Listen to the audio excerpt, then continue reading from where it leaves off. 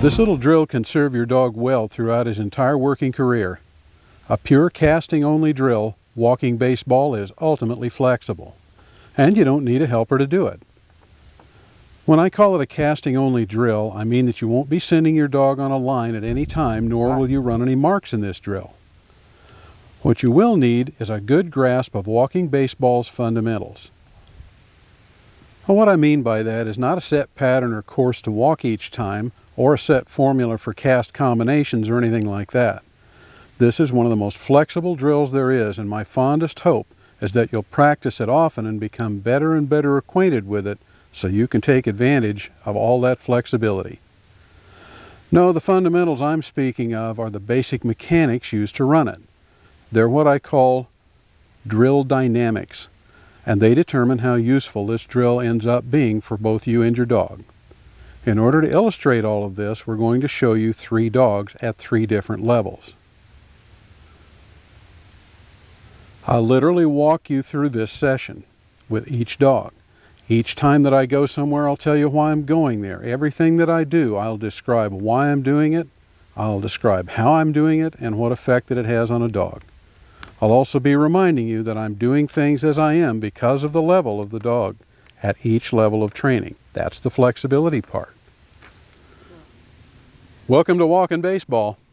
This is an old drill, been around a long time, and yet it seems like an awful lot of people still don't quite understand it.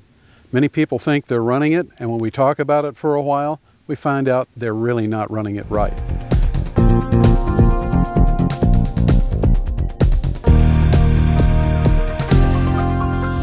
You'll need a field like this one, as plain and featureless as possible. A soccer field or a football field will do nicely. Now this one rolls a bit, but it's so closely mown and wide open that you can see the dog and the bumpers all the time. Why is that important? Because you want to be able to see your dog all the time, and rolling terrain or a field with too much cover will tend to cause your dog to be out of sight at times, and you can't handle a dog you can't see. And you can't tell if he's doing the right things. The other thing you'll need are 2 large orange bumpers, the 3-inch size. No white or any other colors, just orange, just large. The issue is visibility, but that doesn't say it all.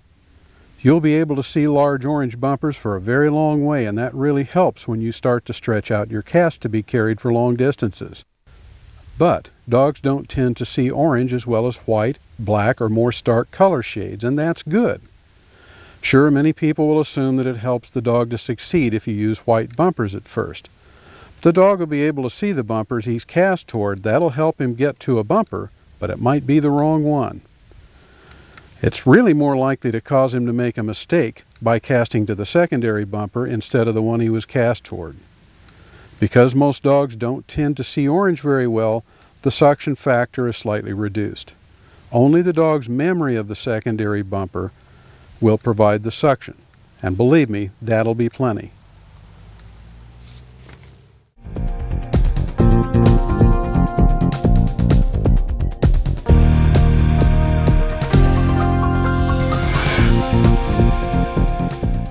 The chess match. The way in which running this drill is like playing chess is that you need to plan your next move ahead of time. For example, you must consider how far you want your cast to be carried, because that's how far you'll walk away from your dog once you've planted it. If you want to start with a 40-yard cast, walk your dog 40 yards from the first bumper, the primary bumper. Second, you'll also need to pre-plan your second cast so that you place your dog and the next bumper, the secondary bumper, appropriately before walking away from the sitting dog in the right direction, and at the pre-planned distance that will determine how far that cast will be. Before moving away to cast the dog, though, the secondary bumper is tossed to a spot that will be the next cast. That should be roughly 15 to 20 feet at the most from the sitting dog, and at least a 90-degree angle from your original cast to reduce conflict with it. I'm speaking here, of course, of a dog that's just starting out. The thin yellow lines in the diagram indicate the path walked by the trainer, while the heavy solid arrow shows cast direction.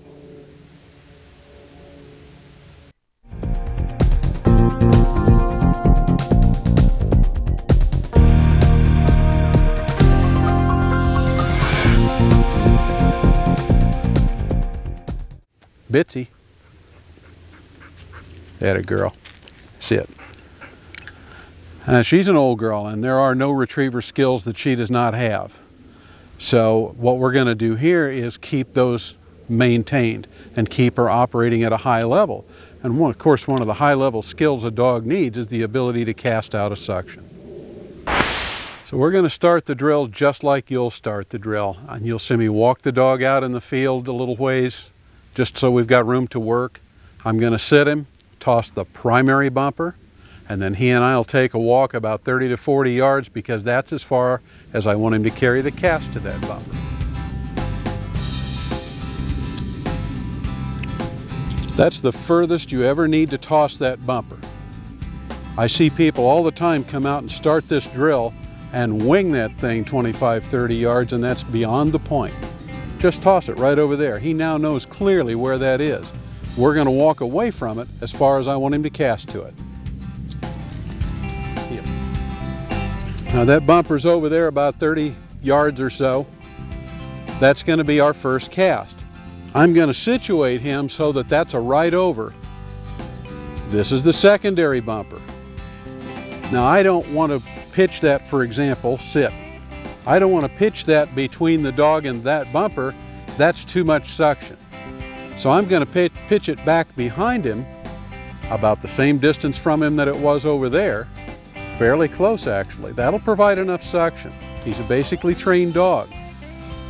I want that degree of suction, not this degree of suction. You'll see how that works. And then I'm going to leave him sitting here, and I'm going to back away about 30 yards from this bumper because that's going to be our next cast. Sit. Sit. Sit.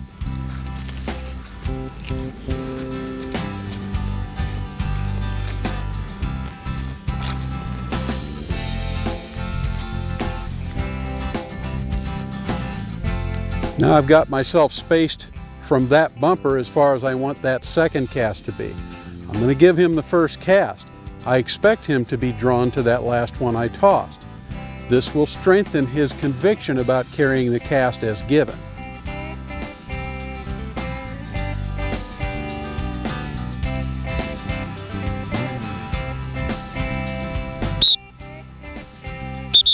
Attaboy! Here.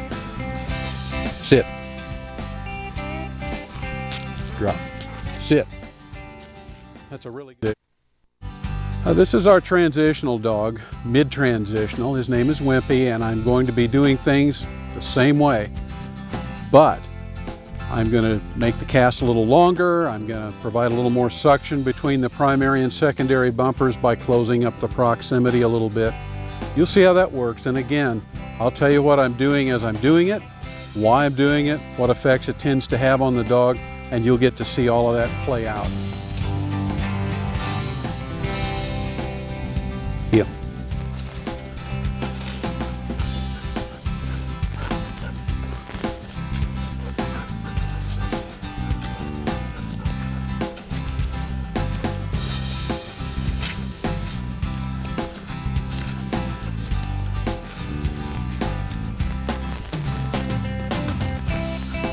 Heel. Sit. Now I'm going to set that primary bumper up to be a right diagonal back. A lot of people just call them angle backs. Sit. Sit. These are all angles. I don't blame him for taking off because he knows to silent cast, but every bit of this is an angle back. So that's not very descriptive. This is a diagonal back. Who cares exactly what degree it is? It's the literal cast from where he is to where that bumper is. Come here, buddy. Sit. But of course, before I cast him, I'll place the secondary bumper and back away as far as I want that second cast to be. Now, instead of tossing it over there uninvolved, I'm going to toss it back behind him, and because it's not a straight over, he's going to be going roughly 45 degrees to get that correct cast. That's a lot more conflict between this secondary bumper and that right 45 cast. And we'll just work through that. Sit. Sit.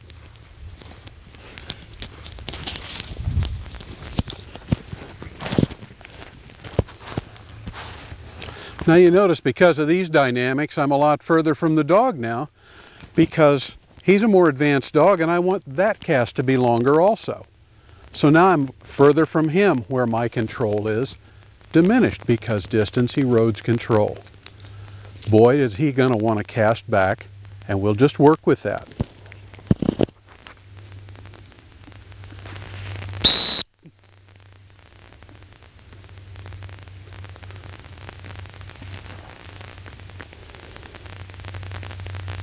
Attaboy! Worked that out very nicely. But he's a more advanced dog and he stops a little more sharply and does everything in a little bit more advanced way. Attaboy! Sit. But because he's more advanced doesn't mean I abandon my overs. Now more than ever I need to drill on those and keep those alive and well. So that's going to be a leftover. What was my secondary bumper, of course, is the only one left. It's now the primary bumper because that's the next one I'm going to cast to. This now will be my secondary bumper. Drop. Attaboy. Sit. Attaboy.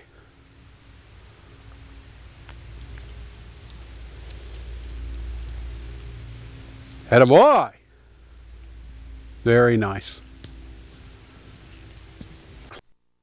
Well, this is Bitsy. This is our fully trained dog. She has all the skills.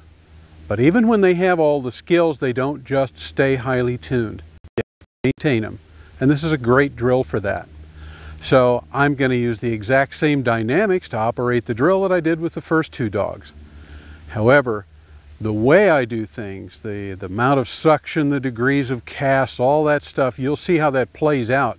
That will be very different because she's a much more advanced dog and I have to challenge her to keep her on top of her game. So we're just going to go to work. I'll, just like before, tell you everything I'm going to do, why I'm doing it, and the effect that it tends to have on the dog. Heel. Atta girl. Heel. Sit.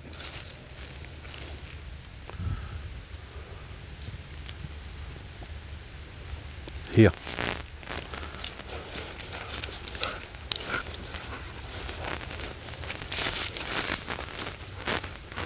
Sit.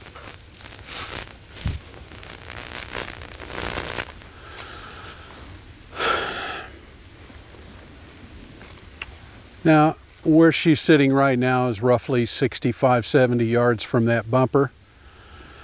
And I'm going to start out with a straight back cast. You've seen this scenario before, but she's a more advanced dog and I'm going to insist that she rotate on the same side the secondary bumper is. So I'm going to toss it right over there, slightly behind her. And then I'm going to give her a right hand straight back and she's to rotate and go back and take my cast and go past the immediate suction of this bumper. It's going to be in very close proximity to the cast vector. Sit.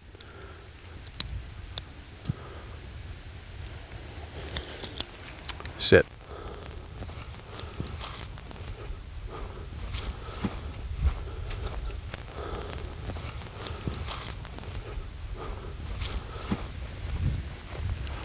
I'll line myself up there. All right, so primary bumper is directly over the dog's head. Secondary bumper is roughly 45 degrees and really close to her. Now in this situation I might often give a no hands back because that's the ultimate straight back. But here for illustrative purposes I'm still going to put my hand up and give her a good hard verbal back. And I'm going to stay with her. If she makes a mistake, I'm just going to keep handling, but I'm going to, unlike the other dog where I was willing to just give the literal cast and get the bumper, here I'm going to insist she take this cast under these circumstances.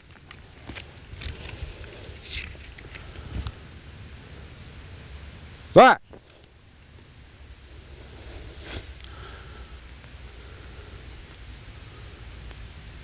Atta girl. Being an advanced dog, she knows the story. That a girl.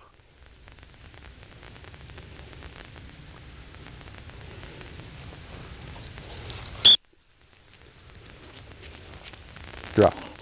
That a girl. Sit. Now I've set her at a slight physical angle. I'm going to toss this secondary bumper over her head so that it'll be really much tighter than 45 degrees to that bumper, because when I toss this and back away, I'm going to give her a literal cast to that primary bumper down there, and she's going to have to take that cast past this secondary bumper. Again, a lot of suction. But you know the rope's pretty good, don't you, girl? Sit.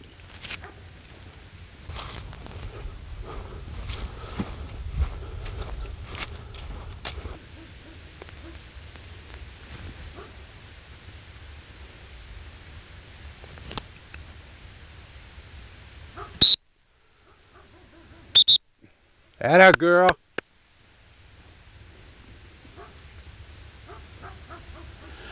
Now I'm going to do something I haven't done before. Drop. Sit. And that's diagonal come-ins. And I'm going to do it to that bumper. So I'm going to toss a bumper right out in front of her here, and then I'm going to walk past it up the hill, and I'm going to give her a diagonal come-in so that she has to pass this one and come in to that one. Sit. Let's see about there. Sit. Sit.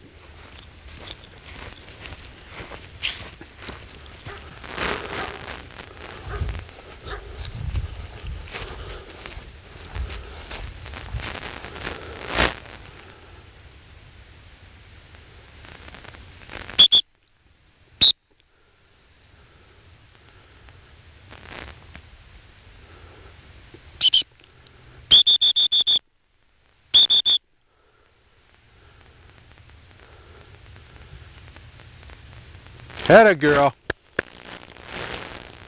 Almost fell for it, huh?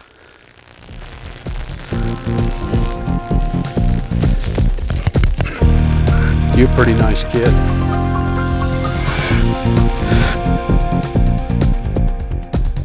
I hope you're falling in love with walking baseball. Not because it's the only drill anyone ever needs to do, or because it's the greatest thing since sliced bread. I hope you're falling in love with it because you've gained a vision of the good it can do for a dog, and especially for the dog trainer who trains alone a lot. We've shown you how it can be applied constructively to dogs at all levels of development, and how it can be useful maintenance over the dog's entire working career. What will make all the difference for you is to become strong in your understanding of and adherence to the fundamentals of walking baseball. If you follow sound mechanical practice and apply your training fairly and patiently, you'll have one of the best handling dogs anyone has ever seen. All that, and he'll be flying around doing it because dogs just love this drill. Work smart.